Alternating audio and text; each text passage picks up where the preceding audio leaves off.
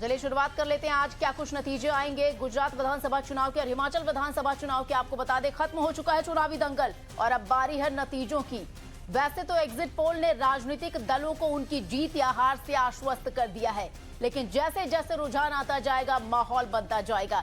सुबह 8 बजे से आपको बता दें वोटों की गिनती शुरू होगी। क्या गुजरात की जनता एक बार फिर से कमल को सर माथे पर चढ़ाएगी या फिर त्रिकोणीय लड़ाई को और दिलचस्प मोड़ पर लाकर खड़ा कर देगी? हिमाचल प्रदेश में क्या कुछ होगा, इससे जुड़ी और साथ ही साथ आपको बता दें, सबसे पहले गुजरात से शुरुआत कर लेते हैं। एग्जिट पोल्स के नतीजों ने तो बीजेपी को बम्पर जीत दिला दी है। प्रधानमंत्री नरेंद्र मोदी के होम टर्फ पर बीजेपी इस बार भी बाजी मारते हुए नजर आ रही है। गुजरात विधानसभा की 182 सीटों पर सुबह 8 बजे से गिनती शुरू हो जाएगी। बहुमत का आंकड़ा 92 है। बीजेपी ने पिछली बार 111 सीटें जीती थी। बीजेपी, कांग्रेस और आम आदमी पार्टी के बीच ये त्रिकोणीय मुकाबला बन चुका है।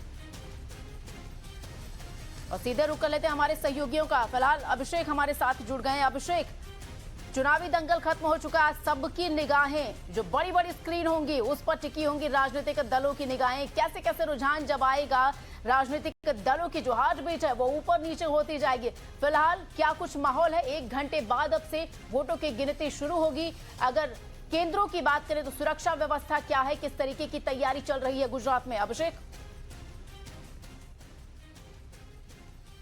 जी, जाहिर तौर पर मैं आपको बता दूं, पहले इस वक्त मैं मौजूद हूं सीआर पाटिल जो कि बीजेपी के स्टेट प्रेसिडेंट ने, उनके घर के बाहर। और जिस तरीके से टाइम जाएगा वैसे यहाँ पर समर्थकों का जमावड़ा हो जाएगा। तकरीबन 9 साढ़े 9 के आसपास सीआर पाटिल खुद श्री कमलम जो हेडक्वार्टर है बीजेपी का, वहां जाएंगे। और अगर व्यवस्था की बात करें तो लगभग 33 जिलों में, हर एक जिलों में काउंटिंग सेंटर है। अहमदाबाद में 3 काउंटिंग सेंटर है और सूरत में 2 काउंटिंग सेंटर है और आणंद में भी 2 काउंटिंग सेंटर है। तो लगभग 37 काउंटिंग सेंटर्स बना दिए गए हैं 33 जिलों के अंदर। और साथ ही साथ 3 लेयर की सिक्योरिटी, सीआरपीएफ, पुलिस बंदोबस्त के साथ काउंटिंग 8 बजे से शुरू होगी और 8 से 8:30 पहले पोस्टल बैलेट काउंट किए जाएंगे और 8:30 के बाद ईवीएम में जो वोट पड़े हैं उसकी काउंटिंग शुरू होगी और रुझान आने चालू हो जाएंगे। जिस तरीके से एग्जिट पोल बता रहा है कि बीजेपी भारी बहुमत से आगे आने वाली है, कहीं ना कहीं कांग्रेस अभी भी एग्जिट पोल बिलीव करने के लिए तैयार नहीं है। वो सपने देख रही है कि क्या फिर एक बार या फिर कुछ बदलाव होगा और कुछ जादू होगा और उनको सरकार बनाने का मौका मिलेगा। हालांकि आम आदमी पार्टी और केजरीवाल जी का अगर स्टेटमेंट देखा जाए तो वो संतुष्ट नजर आ रहा है और 15 से 20% का वोट शेयर जो एग्जिट पोल उन्हें दे रहा है उससे वो संतुष्ट है। और साथ ही साथ आम आदमी पार्टी एक नेशनल पार्टी बनने की होड़ में आगे बढ़ती नजर आएगी। जिस तरीके से अगर एग्जिट पोल के प्रेडिक्शंस देखें तो एक लैंडस्लाइड विक्ट्री बीजेपी को मिलती दिखाई दे रही है। क्या ये एग्जिट पोल के जो प्रेडिक्शन है वो सच साबित होंगे? ये वोटों की गिनती 8:30 बजे से चालू होगी और ये देखना दिलचस्प होगा कि कितने भारी मार्जिन से जीतते हैं। और सीआर पाटिल की अगर बात करें तो उन्होंने हर बार 3 रिकॉर्ड ब्रेक करेगी बीजेपी ये कहा है। पहला रिकॉर्ड सबसे ज्यादा सीटों का, दूसरा रिकॉर्ड सबसे ज्यादा लीड का और तीसरा रिकॉर्ड सबसे ज्यादा वोट परसेंटेज। तो आज देखना होगा क्या ये भविष्यवाणी सीआर पाटिल जो कि स्टेट प्रेसिडेंट है बीजेपी के, वो सही साबित होती है या नहीं। बिल्कुल अभिषेक, हमारे साथ बने रहिए। सीधे रुक कर लेते हैं हमारी सहयोगी स्वराली इस वक्त सूरत से हमारे साथ लाइव जुड़ी है। स्वराली, गुजरात में कैसा चुनावी दंगल रहा, आप उसकी गवाह बनी है। लोग किस तरीके से पोलिंग बूथ पर आए, उन्होंने अपना वोट दिया वहां पर पोलिंग बूथ पर जाकर। हालांकि बीजेपी की तरफ से जिस तरीके से अभिषेक कर रहे हैं स्वराली की भारी संख्या में बीजेपी आश्वस्त है और एग्जिट पोल भी जिस तरीके से बीजेपी को आश्वस्त कर चुके हैं कि बीजेपी की बंपर जीत होने वाली है। सूरत में जहां पर आप हैं मतगणना केंद्र पर, क्या कुछ वहां की तस्वीरें हैं, सुरक्षा व्यवस्था कैसी है और क्या जो बीजेपी के उम्मीदवार हैं क्या कुछ लग रहा है, कितने आश्वस्त दिख रहे हैं? जी, मैं आपको बता दूं, फिलहाल हम हर्ष सांघवी जो कि गुजरात के होम मिनिस्टर, उनके घर के बाहर खड़े हैं और कल भी हमने उनसे बात की थी।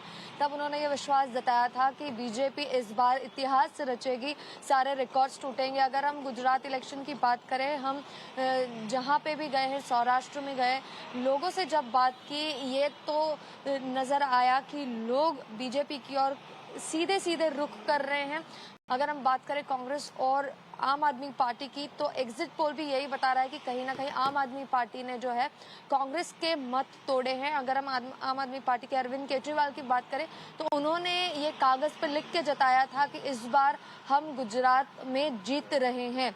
कहीं ना कहीं कांग्रेस और आम आदमी पार्टी एग्जिट पोल्स को मानने के लिए तैयार नहीं है, लेकिन अगर हम एग्जिट पोल्स को देखें, अलग अलग एग्जिट पोल्स को देखें, तो हम इसमें से जान सकते हैं कि बीजेपी जो बार बार कह रही है और विश्वास जता रही है कि हम इस बार लैंडस्लाइड विक्ट्री, जैसे कि अभिषेक ने भी कहा, वो करेंगे। खुद पीएम मोदी ने भी ये कहा कि 150 से भी ज्यादा सीटें आएंगी। अब तक का रिकॉर्ड 139 का है। खैर, अगर हम पिछले 3 इलेक्शंस की बात करते हैं तो कहीं ना कहीं बीजेपी के वोट जो है घटे हैं और कांग्रेस के वोट बढ़ते गए हैं। 2017 के इलेक्शन में 99 सीटें आई थी बीजेपी की, जबकि तब भी कहा गया था कि 130 से ज्यादा सीटें आएंगी और कांग्रेस की 77 सीट्स आई थी। लेकिन 2017 में पाटीदार आंदोलन एक बड़ा मुद्दा बना था। पटेल कम्युनिटी यहाँ की एक स्ट्रांग वोटिंग कम्युनिटी है जो कि पूरे इलेक्शन को इन्फ्लुएंस करने की ताकत रखती है और इसी की वजह से ये सारे वोट जो है कांग्रेस की तरफ मुड़े थे। उस टाइम पे हार्दिक पटेल जो है कांग्रेस के एक मुख्य रिप्रेजेंटेटिव थे, लेकिन अब हार्दिक पटेल ने भी बीजेपी ज्वाइन किया, तो देखना ये होगा कि पटेल कम्युनिटी के वोट्स कैसे घूमते और जैसे जी। स्वराली बने रहिए हमारे साथ। अभिषेक, आपसे जानना चाहेंगे एमसीडी चुनाव में क्या कुछ नतीजे आए, जीत किसकी हुई, उससे आप भी वाकिफ होंगे। बीजेपी वालों को भी शायद बड़ा झटका लगा हो, क्योंकि वो दिल्ली में भी लगातार ये कह रहे थे कि एमसीडी में दोबारा सत्ता पर आएंगे। क्या लग रहा है, क्या आम आदमी पार्टी की, जिसे लोग रेवड़ी कल्चर बोलते हैं, क्या उससे गुजरात की जनता का जो दिल है वो भी पिघलेगा? तो क्या कुछ लग सकता है कि वोट में सेंधमारी आप पार्टी कर सकती है? देखिए, एक तरीके से जो जिस तरीके से इलेक्शन चला और हर बार अगर बीजेपी को पूछा गया या कांग्रेस को पूछा गया, उन्होंने यही कहा कि हमारी एक तरफा लड़ाई है और आम आदमी पार्टी कहीं भी यहाँ पर बीच में नहीं आती दिखाई दे रही। लेकिन जिस तरीके से एग्जिट पोल के नतीजे आए हैं, साफ तौर पे 15 से 20% का वोट शेयर आम आदमी पार्टी लेते हुए नजर आ रही है और तकरीबन 1 या 2 डिजिट, कोई अगर एग्जिट पोल देखे तो 11 से 12 सीटें तक आम आदमी पार्टी को मिल सकती है, ऐसा कहा गया है। और उसका सीधा सीधा खामियाजा कांग्रेस को भुगतना पड़ा है, क्योंकि आम आदमी पार्टी ने कांग्रेस का वोट शेयर खाया है, साथ ही साथ उनकी सीटों में भी सेंध लगाई है। और बीजेपी की अगर बात करें तो बीजेपी का अपना ट्रेडिशनल वोट शेयर रहा है और उसके वोटर्स बूथ तक पहुंचे हैं और मतदान किया है। अगर आपको फर्स्ट फेज और सेकेंड फेज की तुलना में बताया जाए, 2017 के कंपैरिजन में वोटिंग भी परसेंटेज कम हुआ है, साथ ही साथ स्लो पेस, एकदम धीमी गति से वोटिंग की गई। लेकिन जो बीजेपी का वोटर है वो बूथ तक पहुंचा है और उसने मतदान किया है, उसके चलते इस तरीके का एग्जिट पोल के नतीजे हमें दिखाई दे रहे हैं। रही बात आम आदमी पार्टी की, आम आदमी पार्टी एक नेशनल पार्टी बनने जा रही है, उसी से 15 से 20% के वोट शेयर से संतुष्ट नजर आ रही है। अरविंद केजरीवाल जी का बयान अगर आप सुनेंगे तो वो काफी संतुष्ट है जिस तरीके का प्रदर्शन किया गया। हालांकि लोअर मिडिल क्लास और मिडिल क्लास के लोगों में गुजरात में आम आदमी पार्टी ने अपना वर्चस्व बनाया है, लेकिन वो वोट शेयर में और वोट काउंट में कन्वर्ट होगा या नहीं होगा ये आने वाला समय बताएगा जब वोटिंग काउंटिंग चालू होगी। लेकिन एग्जिट पोल के प्रेडिक्शन से अगर जाएं तो कहीं ना कहीं आम आदमी पार्टी को फायदा होता ही नजर आ रहा है और सबसे ज्यादा खामियाजा अगर कोई भुगत रहा है तो वह है कांग्रेस, जिसके वोट शेयर भी घटे हैं, सीट भी घटी है और 2017 के कंपैरिजन में यहां पर अब कोई इंपॉर्टेंट मुद्दा बचा नहीं, जिसके चलते बीजेपी हावी होती नजर आ रही है। जी बिल्कुल। अभिषेक, आपसे आखिरी सवाल पूछना चाहूंगी। मोरबी हादसा हुआ था, क्या कुछ लग रहा है, क्या जनता उसे नाराज थी या जनता ने उसके लिए बीजेपी को माफ कर दिया है और बढ़ चढ़कर वोट दिया? देखिए, मोरबी की अगर बात करें तो 140 के लगभग लोगों की जाने गई हैं। इतना आसान नहीं रहा कि अगर लोग किसी को माफ कर दे। और साथ ही साथ अगर आप देखें जिस तरीके से गुजरात हाईकोर्ट ने फटकार लगाई है गुजरात सरकार को, मोरबी प्रशासन को, ये सारा रोष लोगों में दिख रहा है।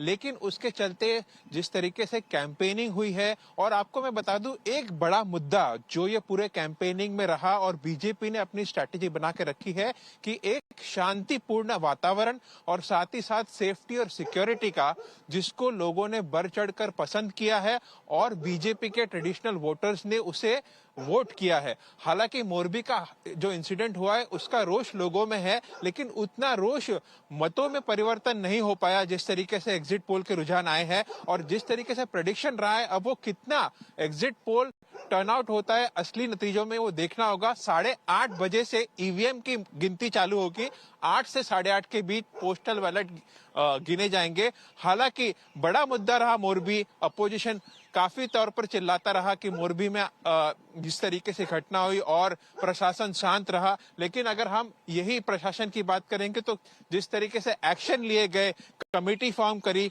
और ये सारी चीजें लोगों ने देखी है, लेकिन कहीं ना कहीं उसका जो गुस्सा था वो वोटर में नहीं कन्वर्ट हुआ और बीजेपी का ट्रेडिशनल वोटर बीजेपी को वोट कर रहा है। नरेंद्र मोदी को देखकर, अमित शाह को देखकर और खासी खास जो गुजरात की अस्मिता है जिसको लेकर बीजेपी आगे चली है उसको वोटिंग दी गई है। साफ तौर पे एग्जिट पोल के प्रेडिक्शन से तो इतना ही समझ में आता है। Back to you. Exit poll के जो नतीजे आए हैं उसी से तो बीजेपी आश्वस्त और उसे लग रहा है कि गुजरात में एक बार फिर से उसकी सरकार बनेगी। फिलहाल स्वराली और अभिषेक, आप दोनों का बहुत बहुत शुक्रिया।